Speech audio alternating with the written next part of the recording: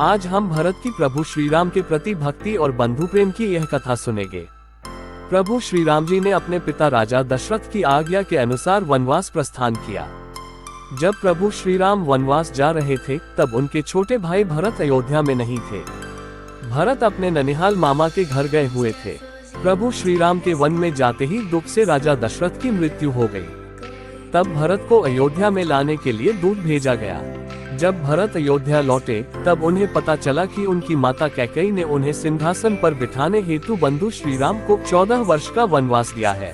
तब उन्हें बहुत दुख हुआ। अपने बड़े भाई श्री राम को वापस लाने हेतु वे वन में गए। उस समय प्रभु श्री राम, लक्ष्मण और माता सीता चित्रकूट पर्वत पर रह रहे थे। वहां पहुंचते ही भरत श्री राम की कुटिया में पहुंचे।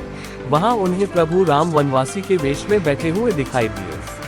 भरत दौड़ते हुए श्री राम जी के चरणों पर गिर पड़े। भरत अपने बड़े भ्राता से बोले, मैं आपकी शरण में आया हूँ, आप मुझे क्षमा करें।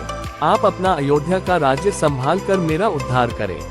सारे मंत्रीगण, तीनों माताएं और गुरु वशिष्ठ ये सभी यही प्रार्थना लेकर आपके पास आए हैं। मैं आपका छोटा भाई, आपके पुत्र समान हूँ। अयोध्या पर राज्य करने का सामर्थ्य केवल आप ही में है।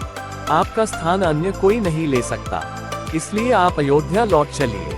ये कहने के बाद भरत प्रभु श्री राम से गले मिलकर रोने लगे। वे श्री राम जी को बार बार अयोध्या आने के लिए प्रार्थना पूर्वक आग्रह करने लगे। तब प्रभु श्री राम जी ने उन्हें बताया, भरत, मैंने पिताजी को 14 वर्ष का वनवास पूर्ण करने के बाद ही अयोध्या लौटने का वचन दिया है। मैं अभी नहीं आ सकता। वचन की बात सुनकर भरत ने सत्य को स्वीकार किया। उन्होंने श्री राम जी से कहा, बंधु, अयोध्या का राज्य चलाने का अधिकार केवल आपका है। आपके वनवास के 14 वर्ष की अवधि तक ही मैं कार्यभार चलाऊंगा, परंतु आपकी चरण पादुकाएं सिंहासन पर रखकर कृपया आप अपनी चरण पादुकाएं मुझे दीजिए।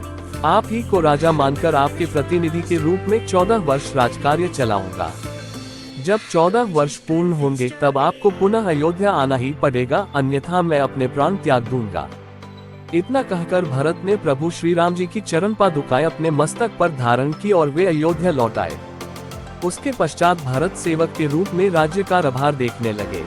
भरत को प्रभु श्री राम जी के सामने राजवैभव, राजा का पद, राज्य का कार्यभार चलाने का अवसर, इन सभी में कोई रुचि नहीं थी। उन्होंने अपने बड़े भाई श्री राम जी के सामने स्वयं राजा बनना भी तुच्छ माना। 14 वर्ष के बाद जब प्रभु श्री राम जी पुनः अयोध्या आए तब भरत ने उन्हें राजपाट सौंप दिया।